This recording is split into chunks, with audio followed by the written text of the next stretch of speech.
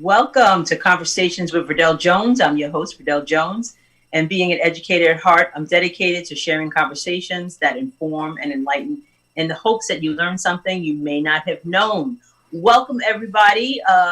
So glad you're tuning in. Make sure you like and share this show so everybody can check out all the great information we're going to be talking about today.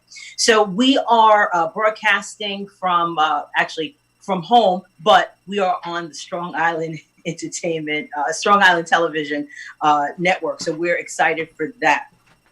We're in season 5 of Conversations with Verdel Jones, and it's about embracing your life. And specifically for the spring season, we're talking about reflecting on, all that has been going on. And you can see us here every second and fourth Thursday of the month. Bringing you some great guests and some great conversations at 6:30. So make sure that you mark your calendars for that so you can always, tune in to Conversations with Verdel Jones. We can also be seen on Roku on the Strong Island Entertainment Network, Strong Island Entertainment channel. And you can check us out there, but there's also some other great shows out of there on Roku. So if you have Roku, you can check us out there. And we are on Comcast on the Rewind Network. And that's in Delaware, DC, Wilkes-Barre, and Scranton, Pennsylvania. So you can check your local listings to check us out on Comcast on the Rewind Network. That's very exciting. We're always looking for partner sponsors. So if you're interested in supporting quality content, you can reach out to me at any time. Also, if you would like to be a part of the Conversations with Verdel Jones show, you can have your own Conversations with Verdel Jones mug, and you can go to my website and check that out. So let's get straight to it. We're going to talk about the week in review. With everything that's going on, we have had some interesting weeks. But this week in particular, or the last couple of weeks, we have had in our home a lot going on. We had to get a water heater changed. We had to get a cesspool pumped out. We've been spending money like it's 2019. I mean, I'm redecorating the bedroom. So we've been through a lot of stuff in the last couple of weeks. And I thought being home, we would save money, but it seems like money is just pouring out. So that's what we've been doing.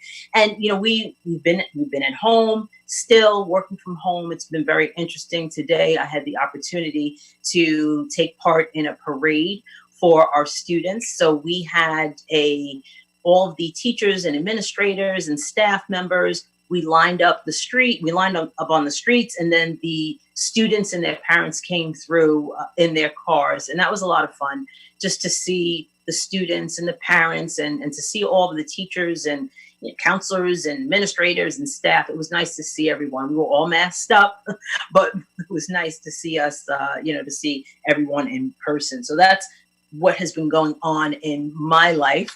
We have an awesome show planned for you today. And today we're going to be talking about why it is important to be counted in the 2020 census and how that directly impacts the resources that are available through our, in our community. So when we come back, we're going to talk to an entrepreneur who is a community activist, and she wants everybody to be counted. So we'll be back in a moment.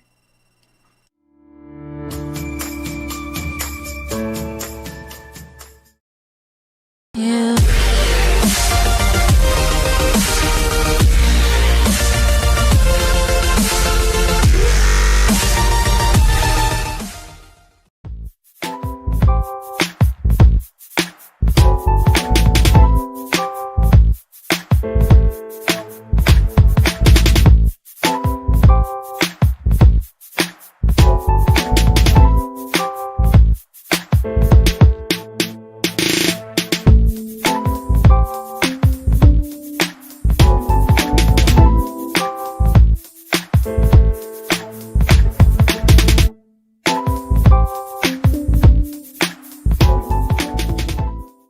Back. Okay. You text All right. her? You're Okay. on.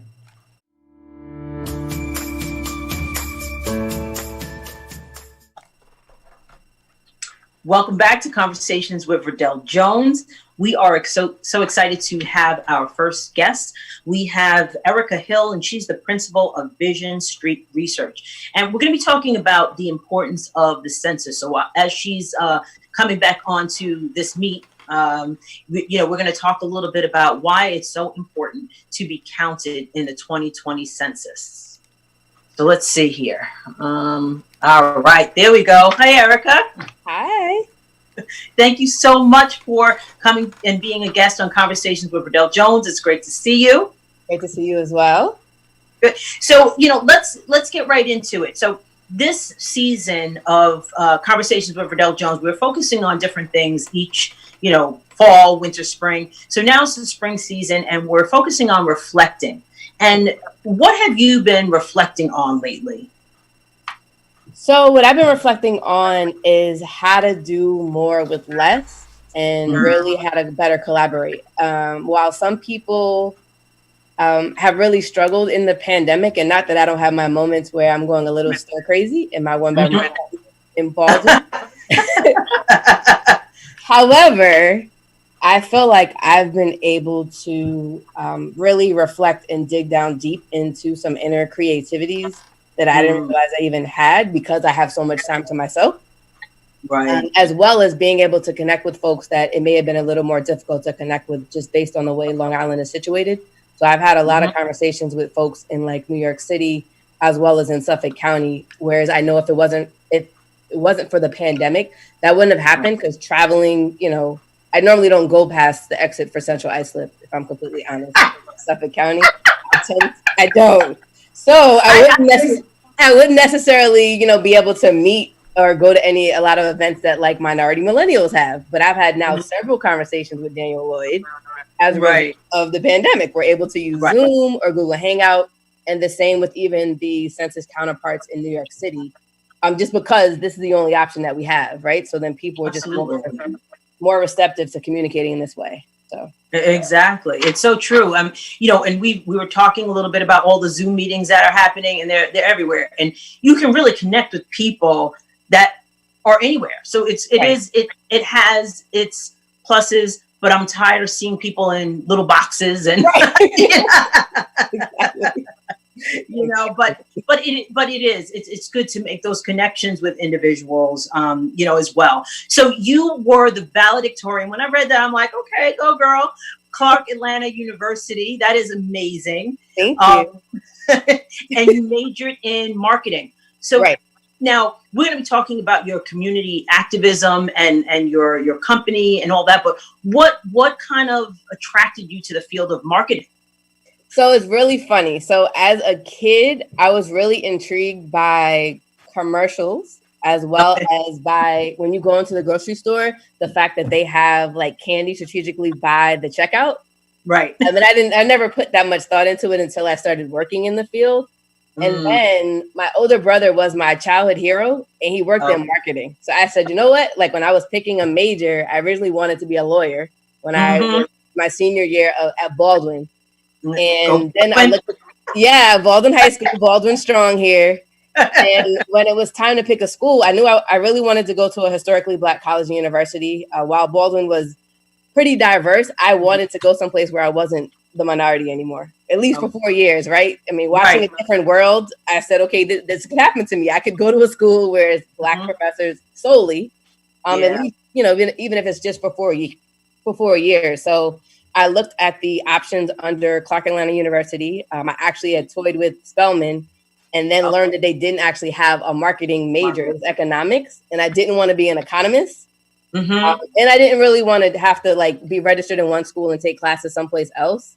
So I looked at the program for Clark Atlanta University and also saw that their business program was world renowned. They also have an MBA program. So you got the benefit of being able to interact with grad students while you're undergrad. So, I picked it and I definitely don't regret it. I made some of my greatest friends majoring in particularly marketing and being in Wright Hall, which is where the B School is located on the Clark Atlanta University campus. Okay. Oh, right. Yeah, I majored in marketing too. So, so how did you segue into? I know that the marketing degree does help with, outreach, because you have to know how to communicate and all that. Right. But how do you segue into getting involved with your community while you were attending school, and then it eventually landed you into the things that you're currently doing? So it's funny, as a freshman student at Clark Atlanta University, you have to take a class called First Year Seminar. And as part of that, you have to do, I think it was 20 hours of community service. So you had to identify a program in the community that you wanted to work for. And there was actually an organization called Project Excellence. The woman's name was Miss Grissom. She was also a graduate of Clark Atlanta University. And what she did was she offered an after-school program where she was able to offer like tutoring services, study habits, and things for kids in the neighborhood. So I'm really good at math. I've always been really good at math, a skill that I got from my father. So that was the place that I picked because it meant that I didn't have to travel far. It was literally a block away from the school, so I could walk to her program. So you don't like to travel. This is the theme here. I like to walk. I want to live in a walkable community where I can get everything. I don't want to drive. I don't like driving. That is correct. Right. I hear you. I don't enjoy driving. So I would go to Project Excellence several times a week. And actually, after the 20 hours were complete, I still went. I went so much that she actually offered me a job, but I said I couldn't balance. I had like an internship and I was trying to graduate. But I had a really good time. And then I developed some sort of relationship with the kids. So I would see them while I was in school, like they would, walk through the campus or whatever. I did that. I also was part of the marketing club. So I was the chair of community service. And there was a church up the street, and homelessness was something that I was really interested in, as well as food insecurity. I didn't know all those terms at the time. I just knew like it was just things that I just wanted to help out with. So as part of the community service committee for marketing, the marketing club, I would actually once a month at 6 a.m. in the morning, which I had been doing on my own, go to Flipper Temple Church, and we would help prepare the meals for the people, which predominantly were Black males. Sometimes we would see women with children, and then we'd also pack a meal that they could take to go. So they got 2 meals in one, and then the pastor did like a brief service or whatever. So I knew that there was something that I wanted to do. Obviously, I majored in marketing, so I wasn't quite sure how I was going to use that. So I went to go work for a marketing research firm. So I worked for a minority business enterprise. So it was a Black male that ran the organization, and I was a research analyst. I was doing transcribing focus groups. I learned how to moderate focus groups. We would write all these great reports, and I would be so aggravated because we would send them to clients and then we would never see anything. Like I'd be like, okay, did they approve the commercial? I think once. I saw like that they used something that we said. I was like, why do we do all this? Like they don't really, I don't know if they really care. So I was kind of getting frustrated of like, we do all this work, we spend all these hours, but I never really see the results. Right, the fruits of your labor.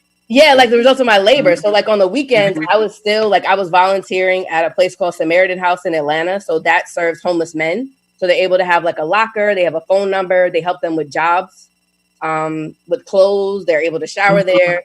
So I was like, okay, people said you have to figure out a way to get paid to do what you're willing to do for free. So I was like, I need to figure out how to do this, because this job, while I learned a lot and was able to help him with like MBE certificate or section, it's called Section 8A for Georgia and the Georgia Minority Development Council, and staying in compliance with that. I wanted to do more, and I couldn't do that working there. So I did a lot of networking. That's definitely a skill that I learned early on, like benefits you to opening up doors. So I was on a board of an organization for it's called Baby Peaches. And I went to a nonprofit conference, and I met the director of HR for United Way of Greater Atlanta, Patricia Budd, who I'm still close with now. And I said, I'm trying to find a job. I want to work for an organization. I was like, I'm kind of interested in United Way. And she said, well, email me. We have something called a loan executive program. See if you can get into that.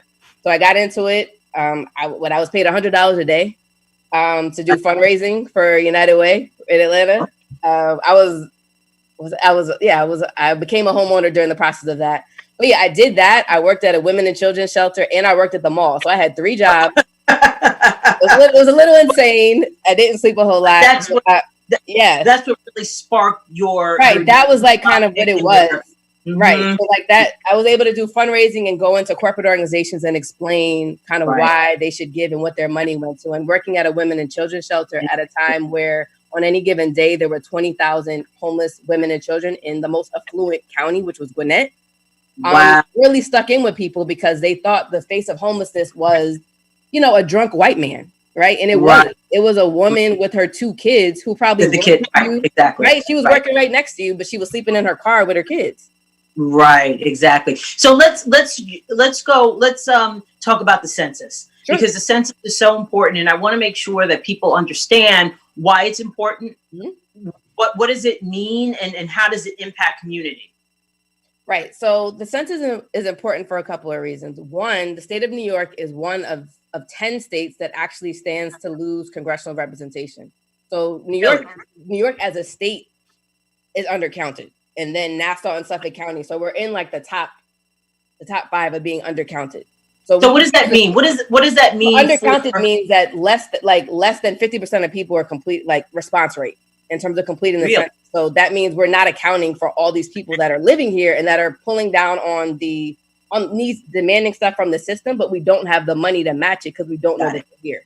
Right. So statewide, we have an issue. And then obviously on Long Island, we have an issue. So when I was at the comptroller's office, you know, we joined the effort with the Health and Welfare Council. I kicked off, we did a job fair at Nassau Community College. We had over 80 people show up. We did several in hard to count communities, which are communities predominantly with populations that are already suffer from other disparities, right? So low socioeconomic status, elderly people, people that maybe English was a second language for them. So they're not very trusting of the government, or their access to things is less. So they may not have access to the internet. You know, like right now we're in a pandemic, and because the census this year provided an online option, right? Which people were cringe. Some people were cringing about, right? So there were people that are from the older population that I know it gave great anxiety to. But for other people who like doing things online and don't really want to fill out paper, right? It was a positive, right? It was a great thing. And the library system was involved. So it was an amazing thing of like, okay, there's a library in every community, the libraries that have iPads. So it's all this great stuff happening. And then we have a pandemic, right? So now we're stuck with the fact of, you're sending people to go online, but you're not able to have that same face-to-face interaction with these trusted voices, right? So these community-based organizations in these different areas, they can't go they can't go talk to people or have them come, you know, to their place in for church. I know there were several people in certain communities like Hempstead that were going to use church in order to get the information out. Some people were coming to church on Sunday, but now people are churching online. And similar to the census, there's definitely a portion of the population that doesn't wish to church online, right? They don't want to watch a Facebook Live. They want to be in the church, right, in front of them. So now they're disconnected and are not going to be able to see that information. So what are the steps now that we are in this pandemic? What are some steps that we can take to get the word out about completing the census, and how can individuals support that effort? So I would say there's several steps. I post about this a lot on my Instagram, and one of the things you could do is, if you've already completed it, then tell a friend, right? So matter of fact, I want you to tell 10 friends, because my whole thing is it takes less than 10 minutes, and my mother can vouch for it because I made her do it, and we posted it on Facebook. But it takes no more than 10 minutes to complete the census. It's not intrusive. It's not like the American Community Survey. They're not asking you about your income. They're trying to verify that you do live where they believe you live based on IRS data, right? That you live at this residence, and they want to know how many other people live there. And it's not because they plan on reporting it to anybody, and it's not going to be reported to your landlord. The census does not care. They just want to know how many people. So if it's 10 people and 5 of those are people that are like couch surfing, as I'm calling it, they don't care. That's 10 people that are in your house as of April 1st. Right. They need to be counted, right? So like when you fill it out, I'm always telling people to go, if you're on social media, then go online and tag 10 people, right? To represent the 10 minutes it'll take them to complete it, right? If you're on the phone with somebody, like, hey, you know, just checking on you, wellness check. By the way, did you fill out the census? Right? Like, you're at home all day. Like, I know you have 10 minutes to fill out the census. Right. And then for people that are into fitness, I launched a challenge myself because I like working out. Is for I adopted a hard to count community. So I adopted Roosevelt as my hard to count community. So every week, Jacob Dixon from Choice for All gives me an update on where the response rate is. So as of this week, they were up to 59%. So that means not bad. Right. And it was right lower when we first started. So that means for me, for Workout Wednesday, I did 3 sets of 41 crunches. So it's crunches for Census. Oh, and then I tag people. I mean, what's the worst that can happen? You could have some great abs, right? And we'll be counting. Right. So, and you know what? I just got the other day, I got from Long Island Black Educators, they sent a link of census, like the percentage of individuals that complete a census with, like, was a map of Long Island. And it was really interesting to compare the, the 2010 census versus the 2020 census and where we are now. Right. And it's interesting to see which communities are definitely not reported. Yeah.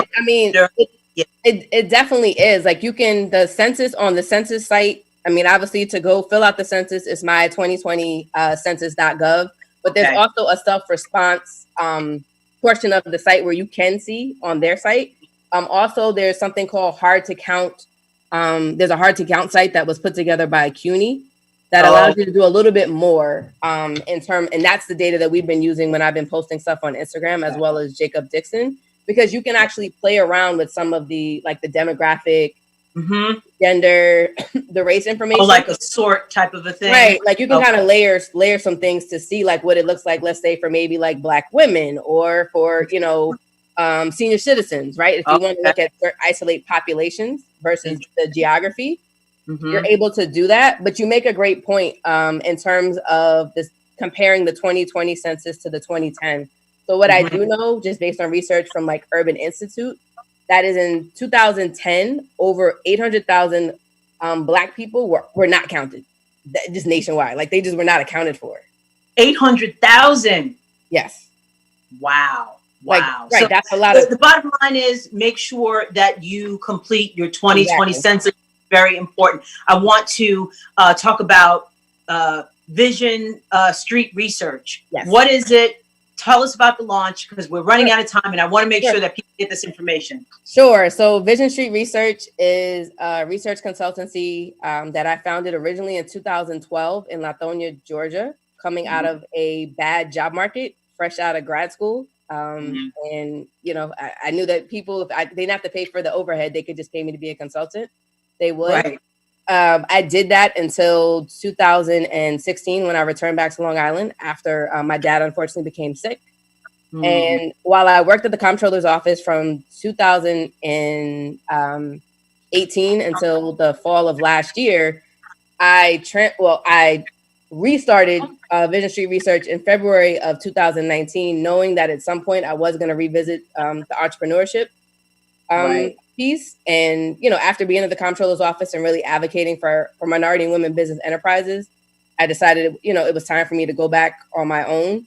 So what I've been really focusing on is working with governments, community-based organizations, and small businesses on different efforts. So from the government side, it's typically working with them to do like outreach as it relates to minority women business enterprise. So I do have, I'm not going to disclose it, but I do have a contract now with the local municipality. And that's one of the things that we started working on. I'm helping more people, minorities get certified and be able to understand how to get access to government contracts.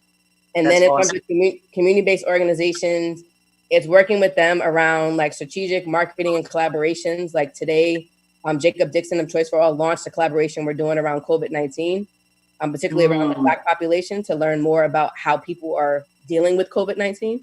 And then in terms of small businesses, it's really been to help promote them, work with them on marketing strategy and outreach. A lot of times on every Saturday on my Instagram, I do Small Business Saturday, and I was doing that on my personal Instagram anyway. And it's really to highlight small businesses, most of which are in Nassau County, obviously, because it's places that I travel to, like you said. And more of them end up being more of them end up being in Baldwin because I love my community. But all jokes aside, it's really to be able to highlight the businesses, what they're offering. And now in COVID-19 is to let people know that they're still open. So anything I can do to let them know that they're still open and how you can get in contact with them, for me, is really important, because I want our small businesses, particularly our minority businesses who haven't been able to take advantage of any of the government resources to date. I want them to still be here after the pandemic.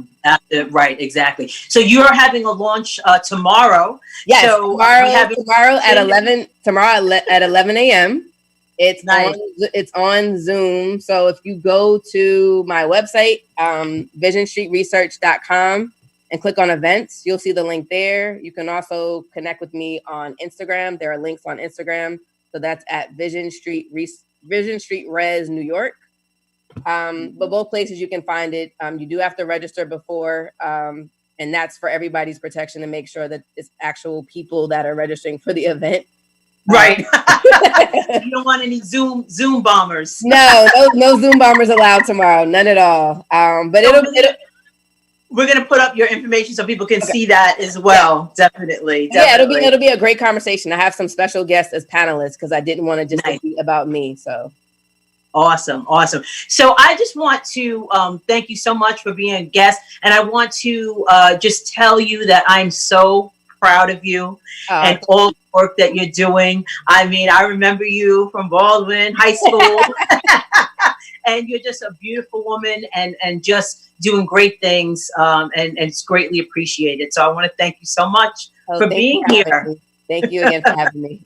Thank you. All right, we're going to take a quick break, and when we come back, we're going to talk about resources that are available in your local community for in reference to this COVID-19 pandemic. We'll be back in a moment.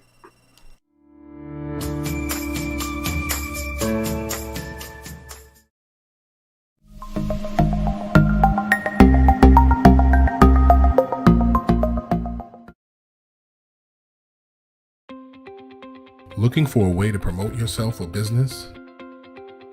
Do you need a quick and easy way for your clients or audience to see what you're about? Myanmar Productions is the solution to your promotional needs. A video on a landing page can help increase conversions by 80% or more. And marketers who use video grow revenue 49% faster than non-video users. With our personal attention to detail, we will create a video that will help you promote yourself or business professionally and attract the attention of potential customers. 64% of consumers make a purchase after watching branded social videos, and an initial email with the video receives an increased click-through rate by 96%. We create videos for business owners,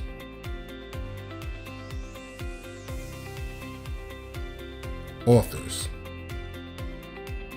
speakers, and more. From storyboarding and voiceovers to editing, Myanmar Productions will work with you to create a promotional video that will increase your visibility and generate revenue. Family is our foundation, and with Myanmar Productions, our family is there for you. For a free consultation, contact us at myanmarproductions@gmail.com or call us at 516-289-4947. Actually. You look beautiful, Verdel. Oh, thank you. All right, Verdel, you are on. Welcome back to Conversations with Verdel Jones. We have our next guest here, and I am excited to have this conversation. We have a powerhouse women on this show today, so I am so excited to welcome Portia Ingram. She is the Deputy Director of Community Affairs for Suffolk County Executive Office, and we have Vanessa B. Streeter. She is the Deputy County Executive, and they both work for the Suffolk County Executive Office. So welcome to the show. Thank you. Thank you for having us. Yes. This season, we're focusing on reflecting. So I wanted to ask both of you, what have you been reflecting on in this season? Either one can start. Okay, so I'll start. I haven't had time to reflect on anything. I'll be honest, and I think Portia's on the same trajectory as I. Yes. We've been working since day one of COVID, and we've been working I think I went 48 days straight without a day off. Yep. So we're working Saturdays and Sundays, 12, 14 hours a day. So I'll be honest, it would be great for me to have had some self-reflection and introspective look, but I have not been able to do that. Right. At the end of the day, it was about really making sure that we can service the public and what can we do to ensure that we're doing everything that we can. So really, that's my reflection. My reflection was, what can we do to service individuals and service families and ensure that our communities are supported? Yeah, definitely. Yeah. Definitely. I'm with Ms. Vanessa on that one, 100%. It's just really been about what can we do for others, at this time. And, really we are at the service of our communities. And so it's really just, identifying that need and just working our best to meet it. So that's really what the constant thought has been. Absolutely. Yeah. With the pandemic going on, I'm an educator, so we just really hit the ground running and had to make a total shift about from what we normally do with our students, and it has been very draining. We didn't have our spring break because we wanted to keep on going, which I get, but oh my goodness, I can't wait for a day off. I concur. Right? It's been nonstop, because especially when you're working in the public sector, your focus is on helping individuals. Correct. So having said that, Vanessa, what is your role in the Suffolk County Executive Office? And then Portia, I'll ask you the same thing. Sure. So I am a deputy county executive, recently appointed deputy county executive. I was assistant deputy county executive, but recently appointed within the midst of the pandemic, I think 2 weeks ago, and deputy county executive for community recovery. So many of the initiatives that I am engaged in are already initiatives that I was engaged in prior to, but now it just really heightens the level of the collaboration that I can have with outside agencies as it pertains to community recovery, and just the continued support of, and I have to say that the county executive is an amazing individual. He is fully supportive of all of the things that we bring to his attention. He listens, he pays attention, and then he'll allow you to go forward. Now, that's not without maybe 15, 20 questions to ensure that you, but he is definitely one that supports the initiative. And I think the fact of the matter is he puts people in places that he knows that has the skill set to be able to bring their particular priority, their particular initiative to fruition. So I really thank him for that. And, if he has one of the most diverse staffs of any county executive, both Nassau and Suffolk County, and probably in the history of both counties. But that speaks to that really speaks to the fact of the matter that he just wants to ensure that he has the right people in the right positions to do the right thing.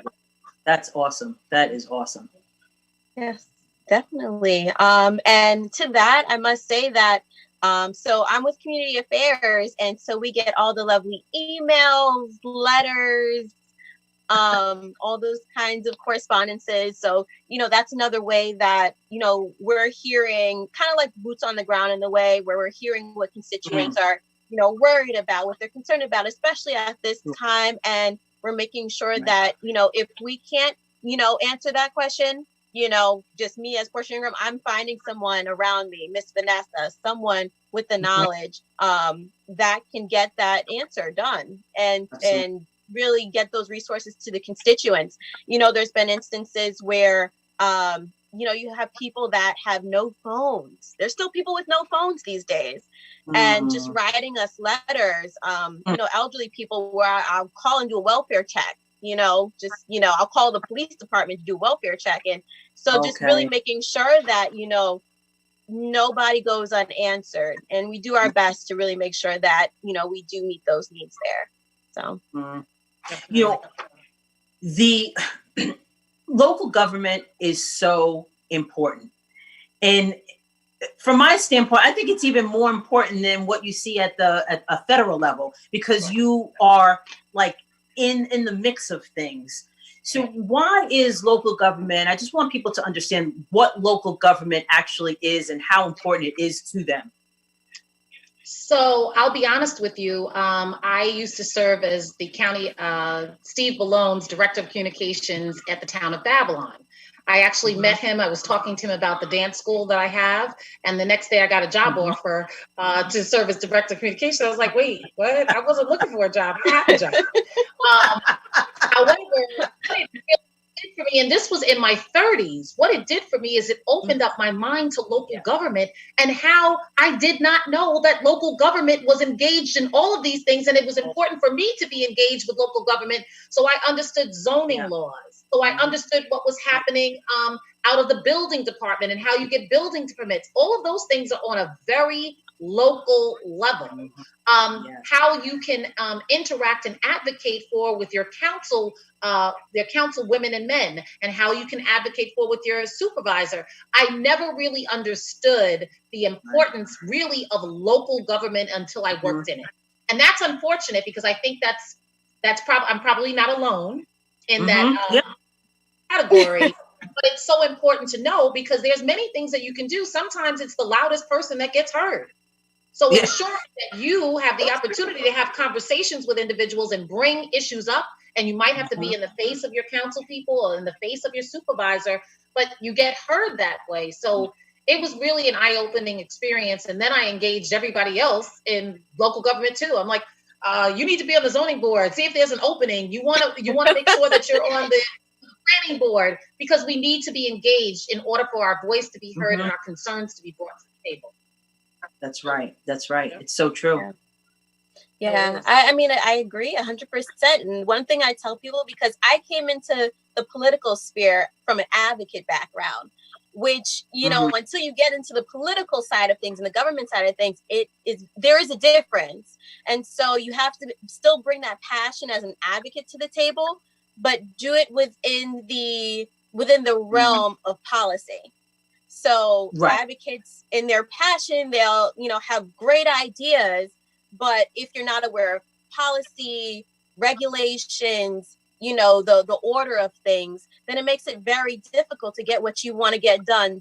So it wasn't until I came into this position really that I really started to see like, oh, wow, there's so many advocates could be, learning that I am just like gathering all this information. And I honestly, want people to better advocate for themselves as well as I'm learning how better I could advocate, just by understanding, okay, this person can do this, that person does that. And, making sure that people can get their questions and their concerns to the right people. Because a lot of people have good concerns, but they're going to the wrong people about it. Exactly. So it's hard to navigate. It is. Right. It's very difficult to navigate. There are a lot of layers to it. And I think some people, get caught up in the layers. Like you said, they don't know where to go. So how can individuals like figure out, okay, where do I need to go for this? We're going to be talking about COVID-19 and all of the resources that, Suffolk County has available. But for just, I need to get a permit for this. Where do I go? Just simple things, not even a permit, just simple things. How do they know how to navigate that? So I think it's difficult to figure it out, like, because we don't really, we're not engaged. A lot of times our communities are not necessarily engaged on the very local level. So it's difficult for us to figure that out. But, people will come to me and say like, oh, Vanessa, I need a building permit. Can you help me at the county? I'm like, no, that's a town. You have to go to the town. Right. This is the person that you should go to at the town to speak to in reference to a building permit. It's not on the county level. Even when it pertains to funding, many people will be like, oh, I'm just going to my town supervisor. I'm going to ask them for money. Well, doesn't really work like that. And they don't necessarily have a pot of money to be able to fund the various initiatives that you're looking at. So you have to kind of navigate, figure out, okay, are there philanthropic dollars that I can access? Now, maybe I look at county contracts and say, okay, I have a youth agency. So I need to reach out to the youth department to see if I can get a contract with them or what their process is. So it is difficult to navigate, and it's very difficult. You can't really go to a website and it's going to give you all the answers. So it's really important for ourselves that are in government to avail ourselves to individuals so that we can help them navigate that process. Right. Yeah. It's involved. No, it definitely is. Definitely. Yeah, it's about. So I really want to, jump into the conversation in reference to COVID-19. So Suffolk County has taken a lead in informing residents about resources during this crisis, and every day, we listen out for Steve Ballone, the county executive, to see what he's saying, what Plum was saying. I could never imagine that I would be so interested in hearing these individuals speak every day. But we want that information, and I think it's so important that our state government and our local government, the county government is informing individuals about what's going on a day-to-day basis, basically. Go ahead. I agree with you, and I think that's really what our mission is. I'm responsible for all of the front-facing messaging for the county. So our 311 call takers, I'm responsible for all of the information that they have. And you want to ensure that when you are calling 311, that if you have an issue, if it pertains to food, if you have an issue, if it pertains to mental health resources, if you have an issue, if it pertains to childcare, I want to ensure that that operator is going to have access to all of that information so that when you call, a one-stop shop, that you can call and you can trust the information and know that that information is going to be valid. So I think that's really what our responsibility is to make it easy for people to navigate, especially in the midst of a pandemic. I don't want you to have to call 5, 6 different numbers to access the information you need. I want you to be able to call one place and then we have that information for you. Exactly. You know what? We're going to take a quick break, and when we come back, I want to dive into the resources that are actually available for, for Suffolk County residents, and it could help people in other areas too to know how to kind of navigate that. So we're going to take a quick break, and we'll be right back.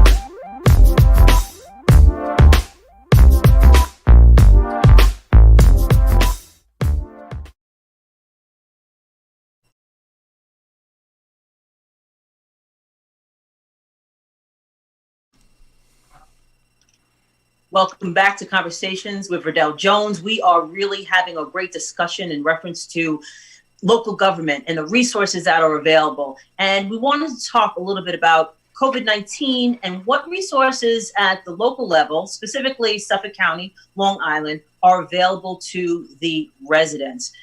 One of the things we had touched upon a little bit, or I think Vanessa had mentioned, was mental health resources, or Portia may have mentioned that. What are some mental health resources that are available? I was talking offline about anxiety, and there's a lot of people anxious out there, a lot of people nervous. What are some mental health resources that people can kind of tap into? Okay, well, that's an awesome question, and I'm happy to talk about that. We have actually a whole initiative. It's called our Behavior Health Wellness Initiative. And what it does is, if you go to our Suffolk County site, we offer programs every day geared towards whether it's nutrition, whether it's towards healthier self-care, self-calming practices. And these, have been vetted actually by our director of mental hygiene as well. So we've enlisted the help of agencies like LICAD. We have our Cornell Extension people leading educational workshops as it pertains to nutrition. We have some other community members that are vetted doing workshops on yoga and different things of that sort. So kind of just, you know, a variety of things that can help kind of create a space and time. It's 30-minute sessions for people to really take the time out for themselves, learn something new, maybe take a meditation class. Our chief diversity officer, inclusion officer, Ms. Rita Fernandez. Yeah, she is running that. So we're excited to have her. And, you know, we have a lot of great in-house talent that we're using. So we invite everyone to really be a part of these sessions. They're free. They're no cost. They're on Zoom. So if you have a phone or computer, a lot of our sessions, you can also phone in as well if you don't have access to a computer. So, you know, we are definitely welcoming everyone to that as well. We also like to promote Family Service League's DASH service. It's the Diagnostic Stabilization Hub. As someone, I actually used to be a care coordinator, and coming from the mental health realm, I know that so many of us feel stretched and stressed. So whether you just need to talk to somebody, whether you are in a moment of crisis and it might be a matter of self-harm, definitely reach out to DASH. They're there and can definitely help you at this time. Because again, like we were saying, many people have not either had these feelings before of anxiety, may not know how to identify it, so they're just going through the motions. And so, you know, there are these resources available to them if they do need that. Right. And I have to be honest with you. It's funny. She has these mental health breaks, right? So I was just like, I don't have time. Like, my day's hectic. I don't have time to participate. I clicked on it the first day that she did it. And can I just tell you the smile that came on my face? It was a video. I think it was Justin Timberlake singing a song. And he was kind of going through different scenery. And it was like, I needed that. Like, I needed just a 5-minute pause. Right. Absolutely. You know? So, you know, I'm working from home and we have all these Zoom meetings and I was like, you know what, I'm going to take a break. And I went outside and I weeded the front yard. Today I planted, you know, so it's like, and that was my break. And that was a good break. You know, I just needed to get away, you know, for a little bit. So COVID-19 is impacting Black and Brown communities at a greater rate. And I know there have been sites and things like that in reference to testing. So what does the county have to do with testing in these communities? So really, you know, what happened is when we first started seeing our first COVID positive patients, they were actually on the east end of Long Island and they were in Southold. So it was like, Southold, that's strange. Like that didn't really make any sense. And then after about the first week and a half, then we started seeing, you know, the other communities that it was affecting. And we started to see within predominantly communities of color that we started to see exponential increases in the COVID positive in COVID positive individuals. So as soon as we saw that, we said, okay, there's something, we need to do something. So what we did was we partnered with HRH, which is our federally qualified health center. So that's HRH Care, Hudson River Health. We partnered with them. The county sponsors and pays for the healthcare workers. And we also purchased the tests, the COVID diagnostic tests. And then we began to open up hotspot testing opportunities within communities. So yes, there was testing that was out, but you needed to drive, you needed to, you know, leave your community to get there. And we wanted to ensure that when we opened it up in communities that it was either walkable or very close to where you reside. So we opened up and we have 6 hotspot testing sites, which are in Huntington, Amityville, Riverhead, Brentwood, Coram, and what am I missing? Oh, is the one in and Winding. Is the one in Winding? Yeah, okay. Yes. And so you have an opportunity to come. Go on. Right. So having those testing areas, how have people been going to them and have they been utilizing them and, you know, and just so they know, and do they have to have symptoms? Like, how does that work? So to date, we've tested almost 5,000 individuals within those communities.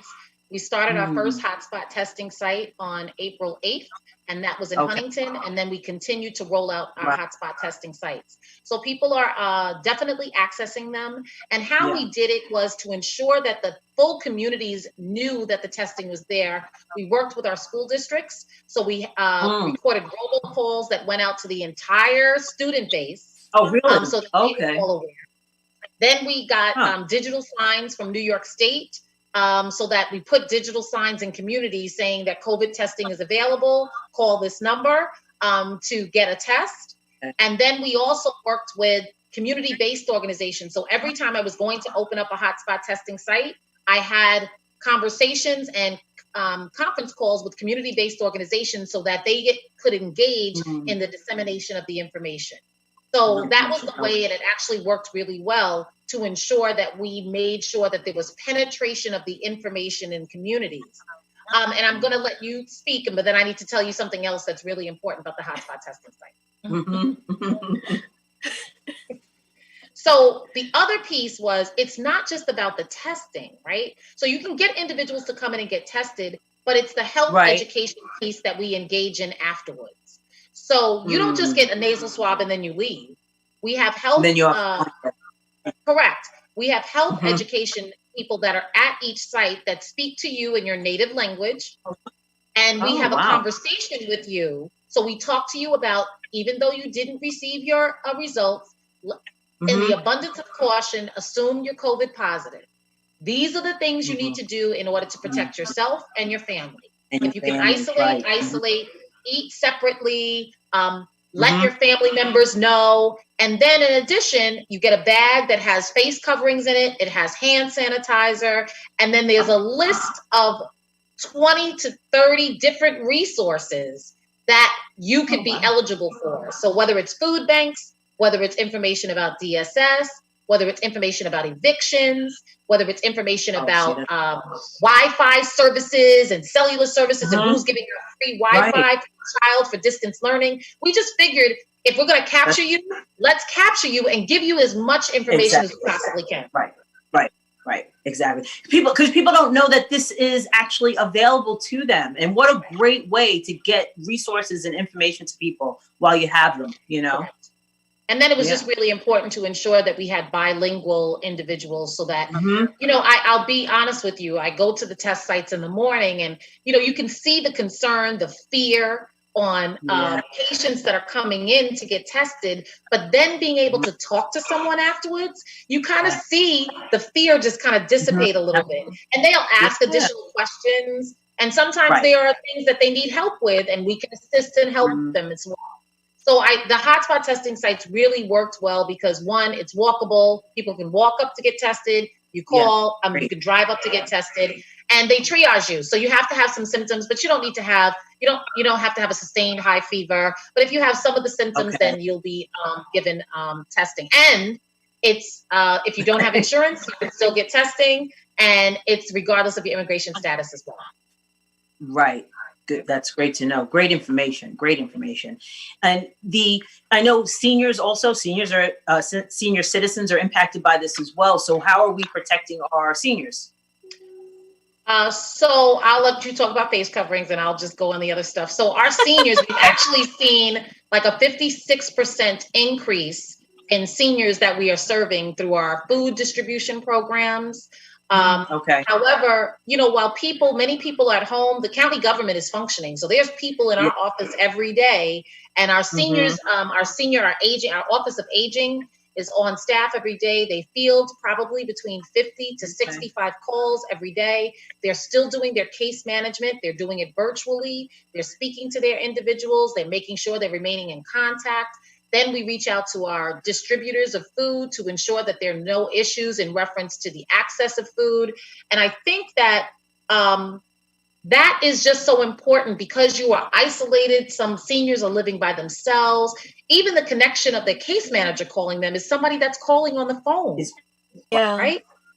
And that's critical. You can talk about face coverings for sure. So, you know, honestly, like a huge concern with everybody going back in public is, you know, I don't have a face mask and you know, when it came down to it, really, you just want a form of protection at this point, whether it's for you or for the other person in case you do have symptoms. So really what we are doing at this point, especially for our senior citizens, is that they can call, you can correct me if I'm wrong, because it's kind of venturing into your territory, Ms. Vanessa. And we are having them call 311, and they can request a face covering, because, you know, a lot of our senior citizens, they weren't leaving the house. You know, they're just like, you know, I'm elderly, I don't have anything. You know, I've gotten calls from people that are just like, I don't have the resources. And even though in those bags we do distribute, we have instructions on how to create one, you know, you never know where someone is at. So just having just an already made face covering is very helpful. So we have done instances where, you know, we've set up a table. I did a staff, the county executive at one Stop and Shop in West Babylon, as, you know, face coverings were distributed during senior hours. So that was a big time we were, you know, trying to get to seniors, was go during like shopping senior hours and making sure we're getting them on the line or getting them as they're coming in or going out the store. Also getting to senior citizen, you know, like assisted living establishments, communities, so that, you know, we're getting a group of people and we're capturing that group of people. And again, you know, if someone calls up, you know, I'm a senior, I don't have a face covering, you know, I have my wife with me here. She, you know, she also doesn't have anything. We are sending them to people. So, you know, they can call 311, which is great because right, because that is a concern. You know, where do I get this face covering? We're supposed to have them when we go out, and where do we get them from? Right. So we have a couple minutes left. I just want to the 311. You mentioned that people can call 311. Now, is 311 for all services? Anything related to COVID that they might get help with assistance? So, correct. So 311 is really the entity that we've created, and we had it in prior to COVID, but the entity that we created, that it's a one-stop shop for you. And the one thing that I'd like to mention is that there's a rising need of food assistance. And because we've experienced a lot of food insecurity for individuals because of unemployment and furloughed workers. So our 311 call takers, our operators I have a process that I've developed with them, is that if somebody is calling in reference to food, it's not that we just give them a couple of phone numbers and tell them to call. We may give them a couple of phone numbers, but then we ask what resource they want to be connected to. And we do that warm transfer to ensure that they're connected with the resource. Because you can give them the numbers and they may never connect with the resource. Some pantries are open, some pantries are closed. So on a weekly basis, we update all of the food pantries that are open, all of the food banks that are open. Then we also, by town, list community organizations that are doing food distributions, so that when you call 311 and if you're in need of food assistance, we have a cadre of opportunities and resources for you. And then in certain instances, when people can't get out and they are transportation deprived over the weekend, especially because many of the food pantries and food banks are not open, we have a process where if you call and you say, I have no transportation and I need food right away, we get you food within 24 hours. Wow. So that's, I mean, all the information that you provided is so helpful and so useful. And I just want to thank you so much for being able to share that information with our viewers today. We're going to put up the information, you know, where people can contact the Suffolk County Executive Office and where they can get up-to-date information on COVID-19. We're going to take a quick break, and when we come back, we'll have our final thoughts. And I want to thank you so much, Vanessa and Portia, for being guests on Conversations with Verdel Jones. Thank you very much for the invitation.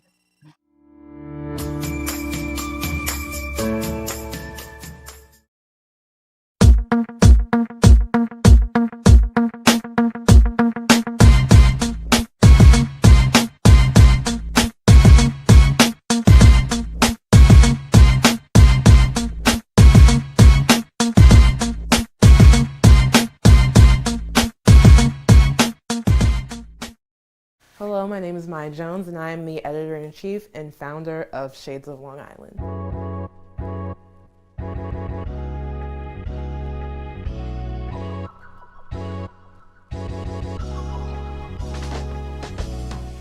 Shades of Long Island is a website and a media outlet that highlights stories related to minorities, millennials, and Generation Z on Long Island. Check out the site because you're going to get great content, diverse content, local content, Long Island content.